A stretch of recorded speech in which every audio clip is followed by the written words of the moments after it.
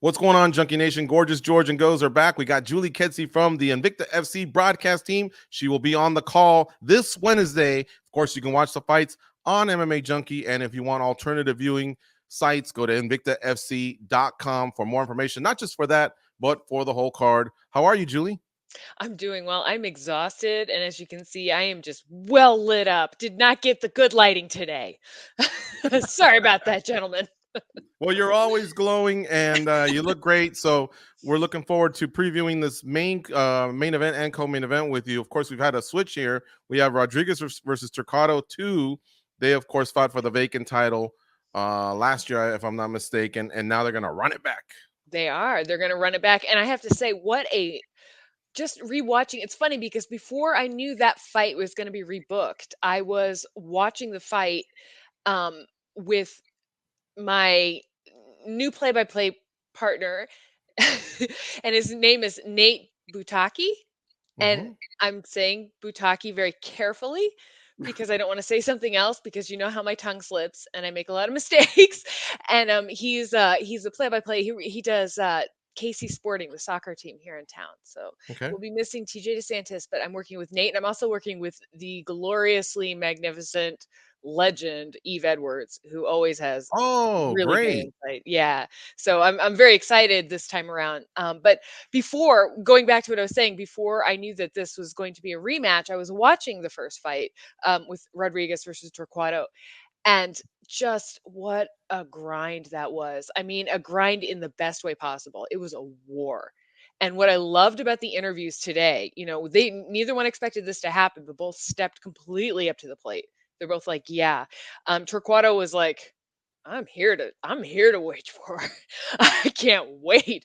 I want to fight. I don't care who walks away with the belt, which yeah, I'm not saying that in not promotion of her. I'm saying she's like, I want to fight. I want to fight her again, and I want to get in there and scrap. And it was so fun. Um, and this is through a translator, but it was that powerful kind of of an Mm-hmm. expression.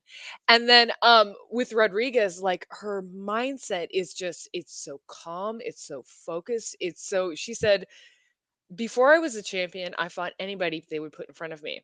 So when they changed it up, w- I was surprised, but I was like, well, why would that be different? Why wouldn't I fight everybody in front of me? That's my job. I'm a fighter. I'll Yeah. fight her again. I'll fight her tomorrow. I'll fight her every day. Like it was amazing because they're both have this kind of championship mindset without being, I guess, precious or protective of what it might entail, what the consequences are. They don't care about the consequences. They want to beat the crap out of each other, and I love it. So let me ask you this. For one, Rodriguez has already beaten Torquato. That's one thing I want to ask you about. And two, Torquato was going to be in the co-main event for a scheduled 15-minute fight, not 25. Are those two big advantages that Rodriguez has in that she trained for a 25-minute fight and she holds a win over her opponent, like mentally and physically? Well, that's a really interesting question. Yes and no. Definitely, Torquato was not training for a 5 round fight, but she was also training for somebody who was a grappler. And she was training for somebody uh, Milana Dvieva has some really very powerful hands. I mean, her overhand right is mwah, beautiful. Um, but she also, it's her judo and it's her clinch stuff that really presents a lot of dangers to fighters. And I feel like if that's what Torquato was training for, that's what she wanted because Torquato loves being in that clinch, right? She loves grabbing for the head. She loves getting in there and getting to the ground. And she wasn't able to really get that against Rodriguez in the first time around. Now, so I think in many ways that actually benefits Torquato because she can just throw caution to the wind and not worry about whether or not her grappling might be nullified against the cage. She's going to have to be wary of the right hand. As we saw in their first go around, she was dropped by a right hand in the second round against Rodriguez. But Rodriguez may have the advantage in that she's been training for 5 rounds, but she's been training for 5 rounds for a different kind of opponent than Torquato. So I don't know. I think this is one of those fights where we just get incredibly lucky and we see two fighters I don't want to say lay it all on the line without strategy because of course they're going to have strategy. Of course, they're professionals and they've been in this game a long time. But I think we're going to see two people who just want to throw down. And their last fight, I don't know if you've seen the before and after pictures. Our producer Corey was showing them to us earlier, but it's like you see the before picture and the after picture of their first go around, and it is just like you see what an MMA fight does damage wise, but also kind of the it's hard to explain this.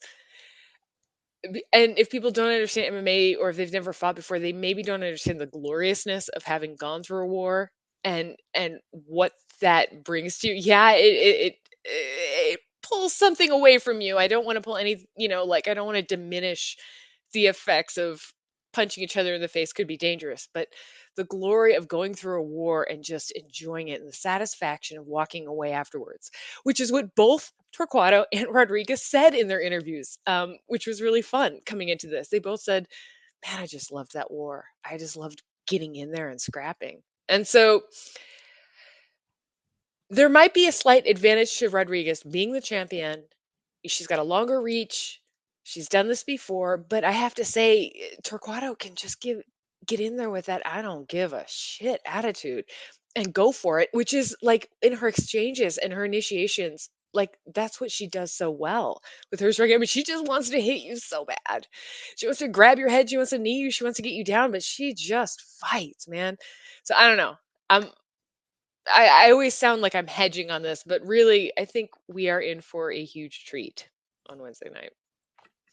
Julie, Invicta always delivers. And outside of the main event, is there one fight that you're particularly excited for? One, a barn burner, one you know is going to deliver because Invicta always does it. Oh, you're telling me this now. I'm looking through my notes and I'm saying, "Oh, this one's a good one. This one's a good one. This one's a good." I don't know.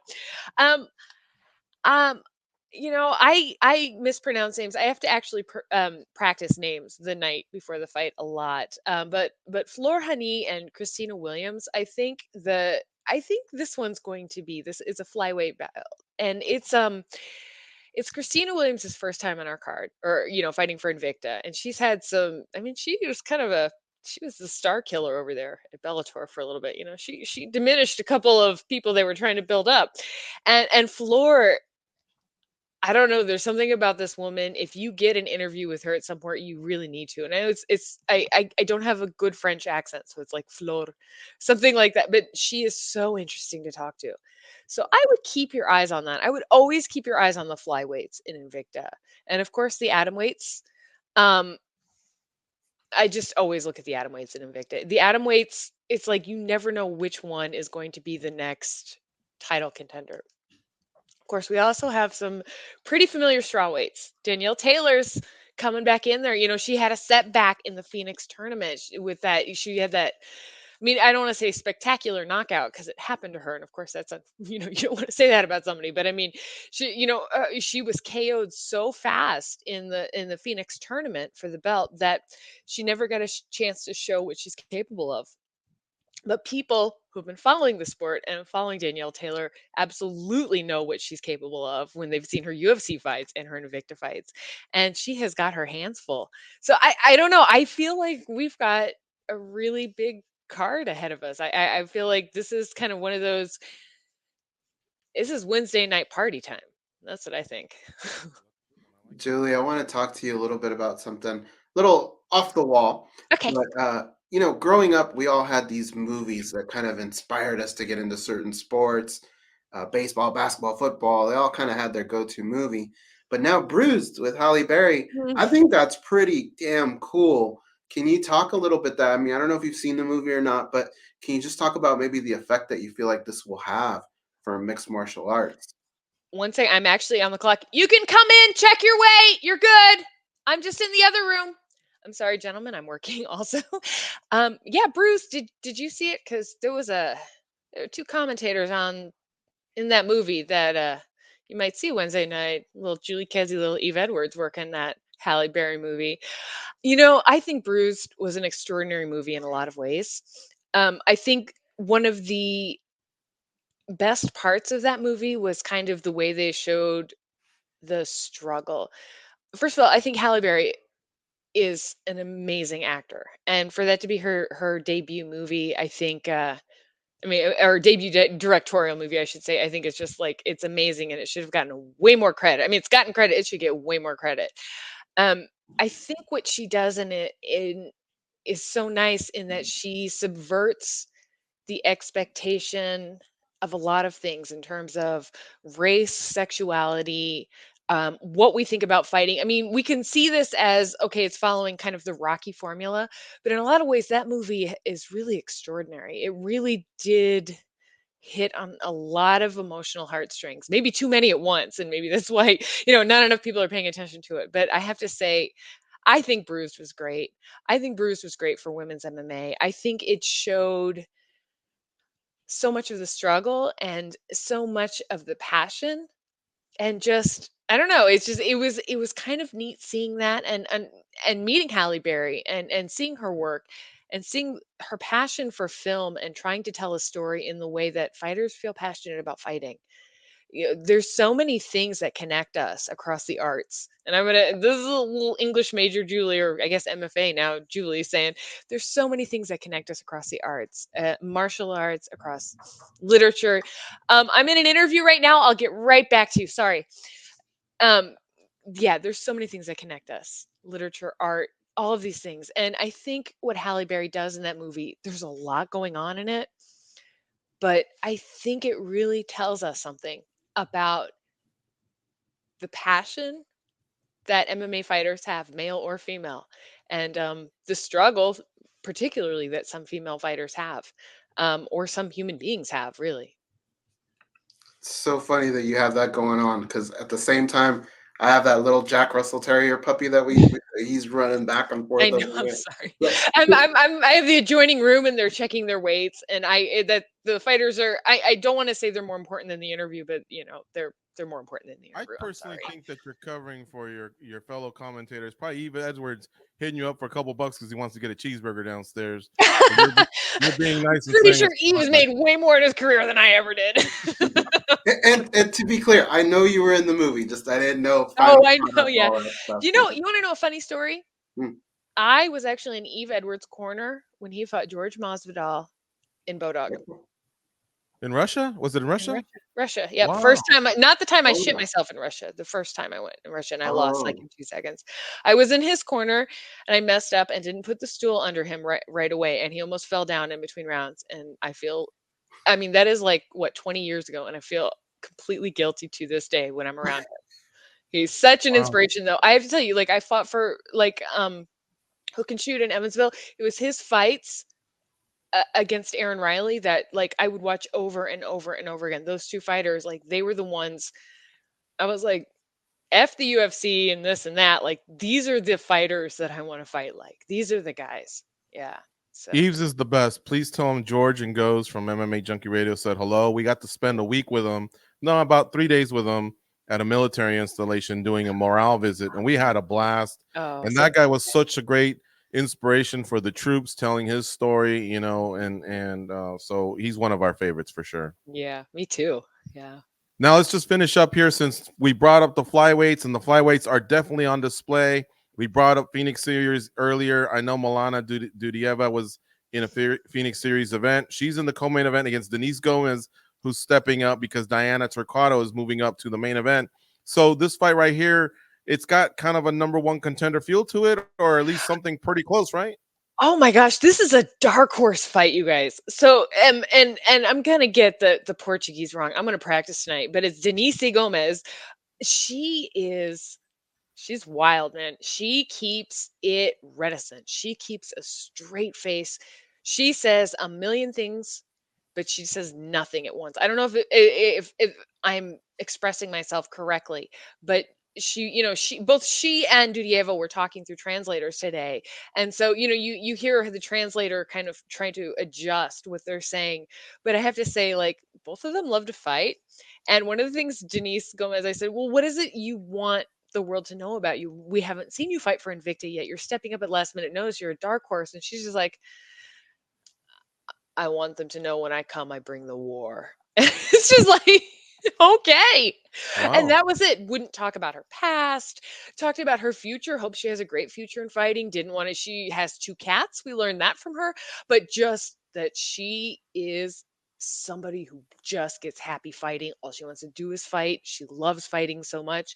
And then we have Milana, who, I mean, everybody's seen. Milana is just I mean, she's a brilliant fighter and she's been through so much and she's fought so many contenders. And she's like, I mean, she's fought Daiana Torquato. She's fought Karina Rodriguez. She fought Marissa Porto. I mean, I could go on and on and on, but I mean, this, Pandy Kianza, Jessica Andrade. She's fought all of these huge names and she's still in it. She's still tough as hell. And I don't know, it was just talking to her today. Her corner person brought her 7 month with her, and so we talked to Dudieva a little bit about what it's like to be. I know the idea of mom champ and what is a mom and a champ, whatever, all that. I don't want to get into all that, but just what it's like to be a mother raising children and fighting, and that that kind of concept. And it's really, I think it's something that's very special to her, is being an example for her children, and showing them that she can do what she wants to do, and that they can do what they want to do, and being I don't know, I was like, there were a lot of times today during interviews I was brought to tears, and this is one of those times where I was just like tearing up, just loving listening to them through translators, which is incredible. So nice. Well, thank you so much, Julie, for spending some time with us here on MMA Junkie Radio, previewing these fights that are taking place on Invicta FC 46 on Wednesday with an 8 p.m. Eastern start time. And of course, we're pushing everyone towards our website because MMA Junkie has the privilege of streaming the fights. You have other avenues if you go to invictafc.com, but 8 p.m. Eastern this Wednesday, I got to emphasize that it is a midweek fights here on MMA Wednesday Junkie. Night War. Exactly. I love it. Thank you, Julie, for your time as always. We really appreciate it. Thank you.